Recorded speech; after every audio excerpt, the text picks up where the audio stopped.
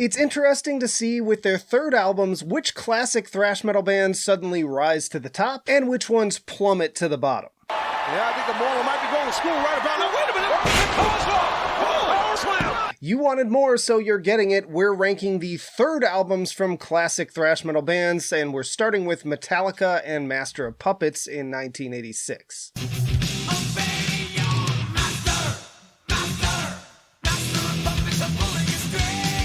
So we ended the previous list on Ride the Lightning, so I figured we'd open this one with another Metallica classic. But I don't know, y'all, I think this album is kinda mid.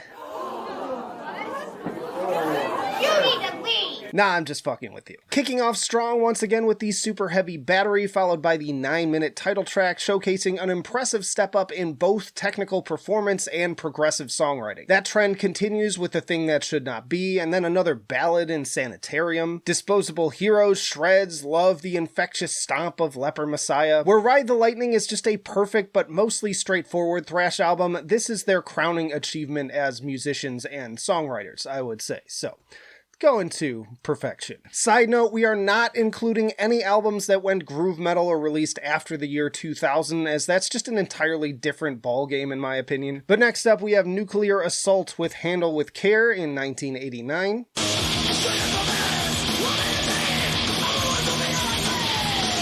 Another band that did pretty poorly on the previous list, but I think they've improved on the issues I had with the vocals while continuing with the strong guitar work. New Song is a killer opener, and I love the bass on Critical Mass. They even experiment a little bit with funky noise. The only thing that keeps this one from rising higher in the ranks is the production, which feels like the treble is just like cranked all the way up or something to the point that the audio is even like peaking, and it's sort of off-putting. But the songs are fun and very high energy with lots of great speed, so I'm gonna put this one at great tier. Next up is Vio-lence with Nothing to Gain in 1993.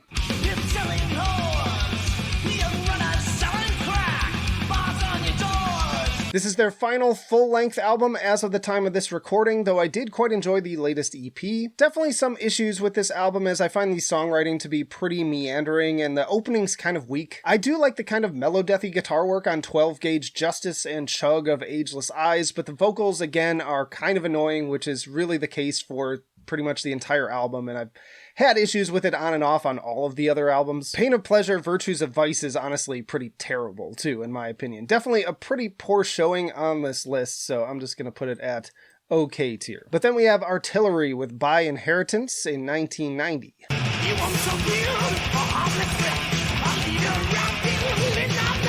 I was intrigued to listen to this one as this album is the highest fan rated on Metal Storm with a pretty impressive 8.8 and apparently regarded as a classic by many, so my expectations going in were pretty high. And it certainly kicks off on a pretty epic and triumphant note with the 7 from Tashkent leading into Co-Maniac with the big atmosphere and harmonized leads, and then that rumbling bass kicks in and things get really wild. The riffing here is off the charts with thrash that runs the gamut from technical to progressive to neoclassical on killer tracks like Beneath the Clay and By Inheritance. The only track I'm not really into is Don't Believe, but if you ask me, this makes the first 2 albums look like complete dog shit in comparison. This was also their last album before their initial disbandment, so they went out with a really strong bang. I'm putting this one at fantastic. Then the next of our big 4 on this list, we have Megadeth with So Far, So Good, So What in 1988.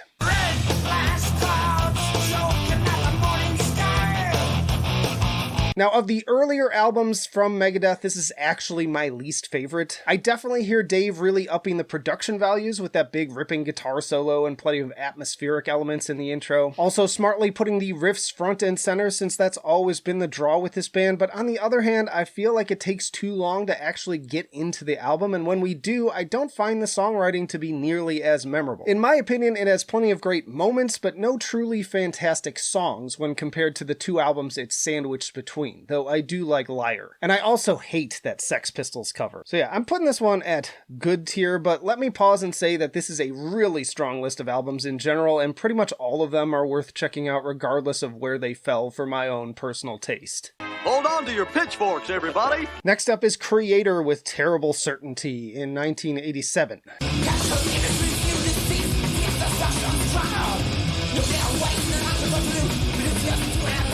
Another classic album with some great songs. Blind Faith has such a killer opening riff, sort of a techie vibe too, while still being catchy. Storming with Menace brings more great hooks, but also those great punctuations of gang vocals to scream along to. The title track has more infectious vocal inflections and killer riffs. No Escape and One of Us are also bangers. This is one of those albums that has only gotten better for me with each listen. I didn't put it at the top of my Kreator tier list if you want to check out my thoughts on the entire discography, but it's a fantastic listen from start to finish and easily beats out a lot of the other albums on here. So yeah, this one also going to perfection. Then we have Overkill with Under the Influence in 1988.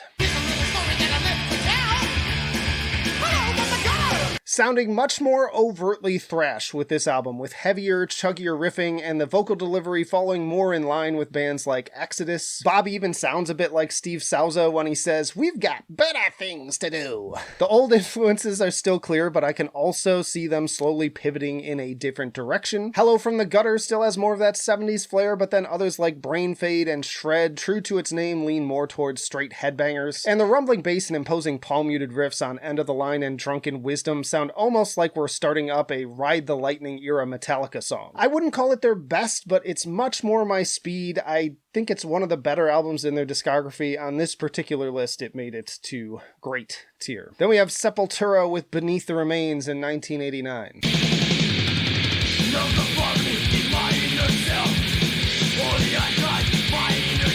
Now, for years, I have called this album overrated. Are you serious? But I've come back to it many times over the years, and I think that it's finally starting to grow on me. They're definitely working on expanding the dynamics and atmosphere with this one, though at the loss of some of the bloodlust and grit I love about the first two albums. It's also clear that they drank some of the Master of Puppets Kool-Aid as well going into this one, which is especially evident on Sarcastic Existence. The title track absolutely slaps. Riff City, Inner Self still bringing some of that Celtic Frost energy too. Stronger Than Hate is a banger. Mass Hypnosis has some great soloing. More fun trivia, the original cover art was actually supposed to be the one that ended up on Obituary's Cause of Death, so there's that too. Personally, I'm putting this one up at fantastic. Next we have Testament with Practice What You Preach in 1989.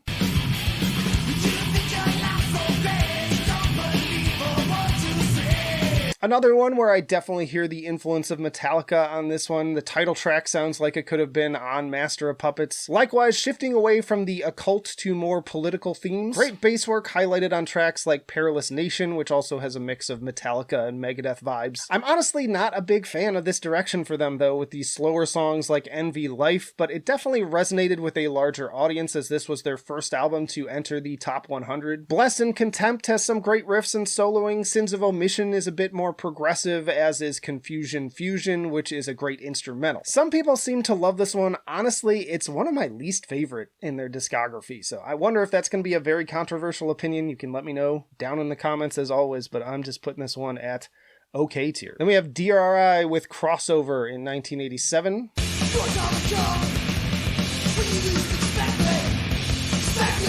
Finally getting to this album that quite literally coined the term of an entire subgenre. This is why I included the previous two on my previous videos, despite being mostly straight up hardcore punk at that point. Love Kurt Bresch's rebellious voice, and side note, he's also my favorite guest spot on the Probot album. Leaning much more into the faster thrash instrumentation and heavier guitar tone right from the top with the 5-year plan. Redline is a headbanger. Hooked has that sick, almost Slayer sounding riff. I will say though, as much as I love crossover thrash, I don't love all of this album. Tear It Down gets pretty repetitive. A Coffin is just okay. Probation really messes up the flow with that random 70s rock vibe in the first minute or so for seemingly no reason before it gets into the actual song, and Decision also kind of drags. A significant step up and a very important album, but not my favorite to revisit. It was kind of teetering between good and great tier. We'll see where it lands. For now, I'm going to put it at good. Next to the big four, we have Anthrax with Among the Living in 1987.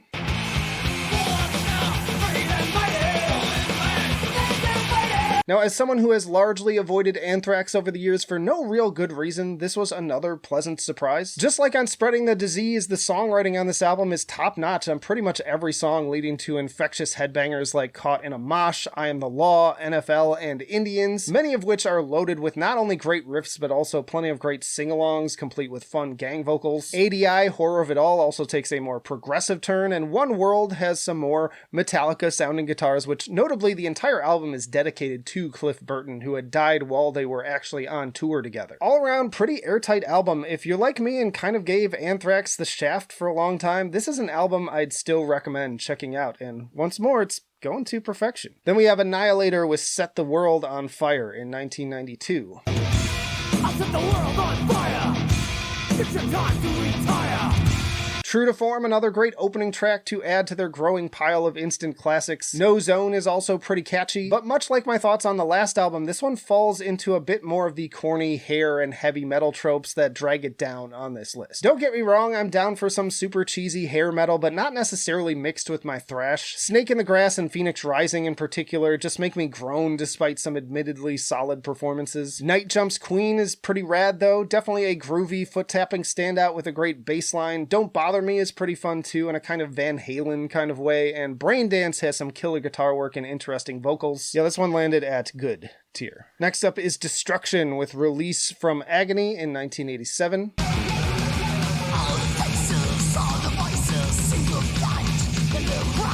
Now, at first, I felt similar to how I did with the first album in that this is, again, a consistent headbanger, but with songs that don't always really get their claws into me and linger as with some of the other albums on this list. But things really pick up in the second half with Riff City bangers like Unconscious Ruins, Incriminated, and especially Our Oppression and Survive to Die. I also like the Spanish guitar on Sign of Fear, and it's clear that their overall songwriting has gotten more technical. Another case, though, of wishing the production was a little bit better. It sounds like it was recorded in a tin can, which can work in some cases, but it's not quite there on this one. But that said, fun album, gonna put it at great tier. Next we have Coroner with No More Color in 1989.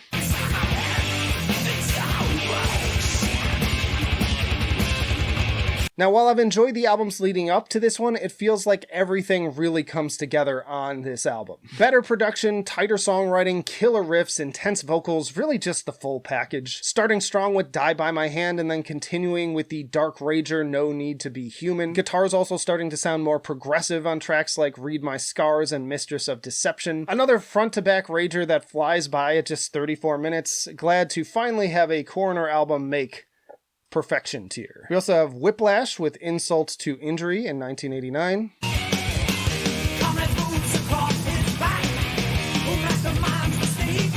Now, it's impossible for me to cover every album that gets requested as an addition to these lists, but I've tried to add one or two each time, and this is a name that's come up quite a bit. Backtracking, I definitely enjoy the debut, and this one maybe not as much, but it still has lots of good stuff going on. I really like the guitar and bass work, but the vocals leave something to be desired for me at times. Standouts here, Hiroshima, the super shredding title track, Witness to the Terror, and the proggy Ticket to Mayhem. That cover art is also pretty hideous, but that doesn't factor into my score, which is ultimately good tier. By the way, y'all, if you're enjoying the video, as always, hit the like button and comment below. How do you feel about these albums? If you feel differently, tell me why. Let's start a conversation about it. But we are continuing on with Forbidden and Distortion in 1994.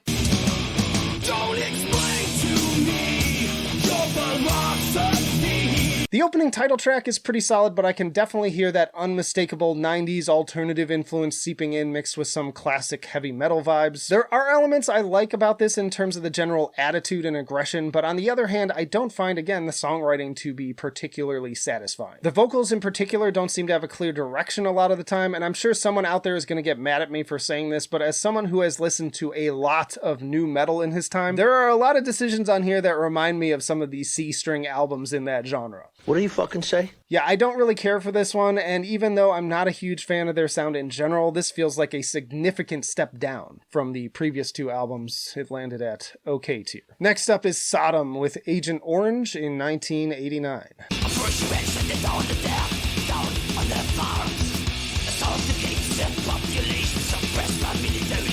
Fun and memorable opening title track with solid riffing, and I can hear them really coming into their sound with this one. Lots of super raging fast tracks here with wild soloing like Incest, Exhibition Bout, and the delightful Ausgebamt with that very Motorhead sounding bass line. I'm not as in love with the slower stuff like Remember the Fallen, but this is the first album of theirs to hit the German charts at number 36 and named in multiple best albums of all time lists. Personally, I'm going to put it pretty high up on great tier. Then we have Sadus with A Vision of Misery in 1992.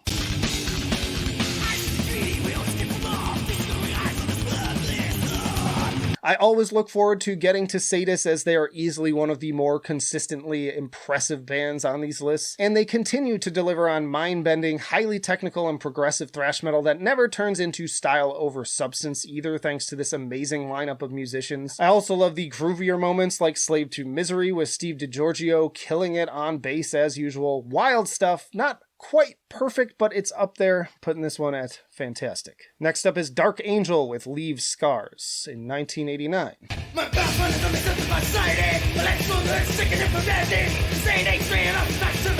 Once more doubling down on the aggression, but stepping up the production a bit from the last one, and now with Ron Reinhardt stepping in on vocals, sounding no less unhinged, and also new bassist Mike Gonzalez. The Death of Innocence doesn't waste any time getting straight into the ripping and tearing. Same goes for No One Answers, older than time itself as well. And even when they are slowing things down, like on Never to Rise Again, or decide to cover Led Zeppelin's Immigrant Song of all things, it's no less heavy. Also love that evil hook at the end of The Promise of Agony. The instrumental tracks are great too, and it fits the title and artwork perfectly. This was their most successful album, making Billboard at number 159, and I am crowning it at perfection. Then we have Suicidal Tendencies with How Will I Laugh Tomorrow When I Can't Even Smile Today in 1988.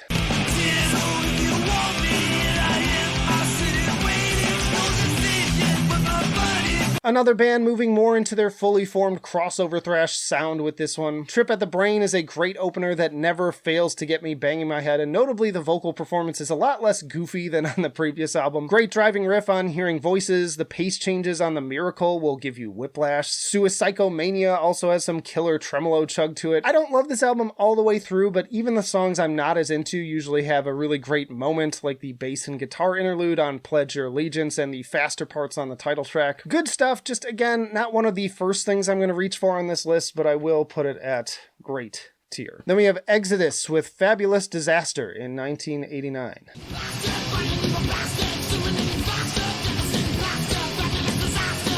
Another legendary album for this list in a band's discography. The Last Act of Defiance is a fantastic opener with the sick D-beats and great gang vocals on the chorus, but Fabulous Disaster has that amazing bass and one of the most earworm thrash choruses of all time in general. The Toxic Waltz is another one of my all-time favorite Exodus songs. Corruption is a fun head bobber, and Verbal Razors has the really infectious bluesy, almost Pantera-esque twist. After that though, I have to admit it kind of falls off for me. I don't love Cajun Hell or Like Father, Like Son, and I could definitely do without the Lowrider cover, which is a song I already hate in general, but somehow they make it even cornier. It rallies a bit for the last two songs, but honestly, I don't think it's nearly as strong as the last two albums, and even I'm surprised at putting this classic lower on this list, but it just goes to show how steep the competition was on here. I think this one initially started off pretty high, but the more I listened to these albums, the more it just got bumped down till it landed at, believe it or not, good tier. Oh, come on! Next up is Flotsam and Jetsam, When the Storm Comes Down in 1990. The promise catch, the hopeful herd. So I'm used to this band having such cool album covers, so it's always jarring to look at this one. This is their first album after Jason Newsted left for Metallica, and given that he co-wrote the first two albums, I can definitely hear a change on this one. It's still quite good, but it does feel like a step down, especially in terms of production. Definitely some highlights like The Master Sleeps, Scars, and 666 with their crusty beats and some great thrash riffing.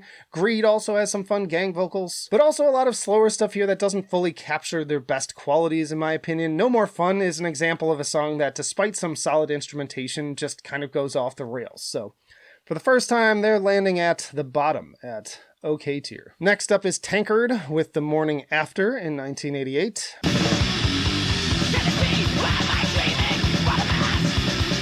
Really cranking the intensity for Commandments. This set of albums is interesting on this list because you see some bands, again, rise to their best work and some fall from grace, and then Tankard just keeps doing their thing, which I think ultimately makes it shine above plenty of the others here. Like, there are some aspects of this album that I might call improvements from the previous two, but overall it just feels like luck of the draw in terms of the albums they happen to be going up against. Regardless, plenty of lightning-fast drinking anthems, including Shitface, TV Hero, Love the Cowbell on Fun, The Morning After, great pace changes on Desperation. Really, this entire album goes at 11, and the organ on Help Yourself is a fun little surprise too. this one did the best so far. It's going to fantastic. Then we have Razor with Malicious Intent in 1986.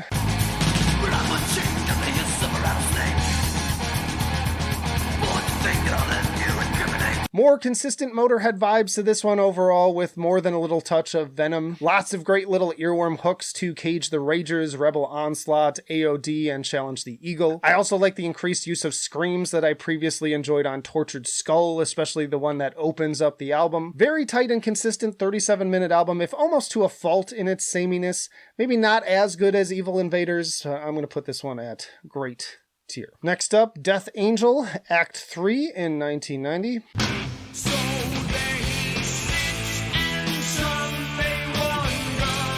Continuing the trend of the previous album of incorporating a lot of different styles, the opening title track got heavy rotation on MTV's Headbangers Ball, and I also like the closer Falling Asleep. Great chug and fun vocals on Stop. As far as the weirder stuff goes, I enjoy the funky, almost Primus energy of Discontinued, but others not so much, like the acoustic of Veil of Deception and A Room with a View. And then there's some pretty bland stuff too, so some people really seem to love this album, but again, I find it to be kind of clunky, wasn't really doing it for me. It's landing them at okay tier again, unfortunately. But we got Voivod stepping up with Killing Technology in 1987.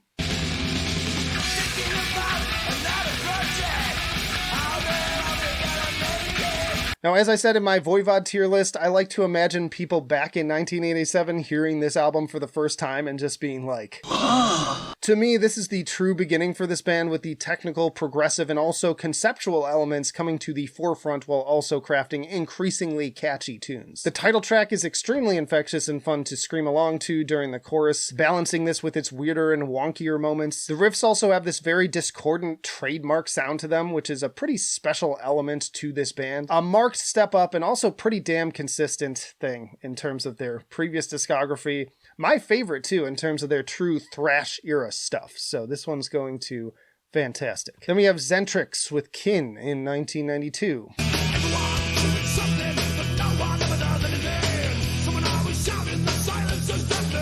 I've covered this band on a few of the new thrash metal albums lists, but for some reason kept forgetting to add them to the retro lists. Another band going for a bit more progressive sound, and normally I like that, but in this case a lot of these songs feel a little bit meandering and half-baked. And once more, the vocals detract from some otherwise great moments. Like a few tracks even have some kind of early Dark Tranquility and later Carcass sounding riffs, but the singing is just atrocious in my opinion. All Bleed Red also has some great thrashier riffs, but that horrible Yarly divided we fall, we all bleed red. With better vocals, this could be much higher. They have much better albums in their discography, but I did trade this one in over Sacred Reich's horrible Independent, but this one's still ending up at okay tier. Next up is Devastation with Idolatry in 1991.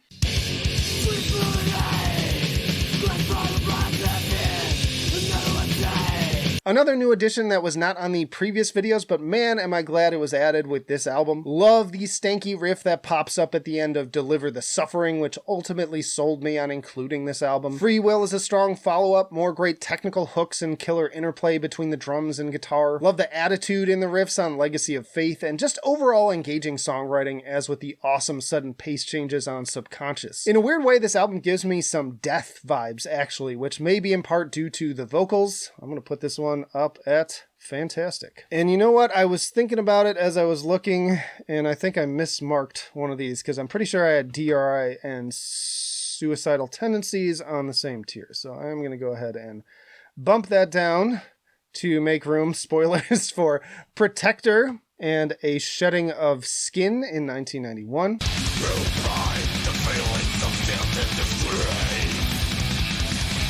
This is our final new addition here, thanks in part to commenter James Smith, and again, I'm glad for it, since we could really use more death thrash with Possessed disqualified as their third album is way too recent. Basically, imagine a thrash version of Cannibal Corpse, and that's basically this album. Another total ripper for this very strong list, just a chugging meat grinder of a record with plenty of killer grooves on tracks like Thy Will Be Done and Whom the Gods Destroy. Maybe not the best thing on this list, but if you haven't checked it out, you definitely should, especially if you like death metal mixed with your thrash. I'm going to put this one at great tier. And then, of course, we have the final of the big four, Slayer, with Rain and Blood in 1986.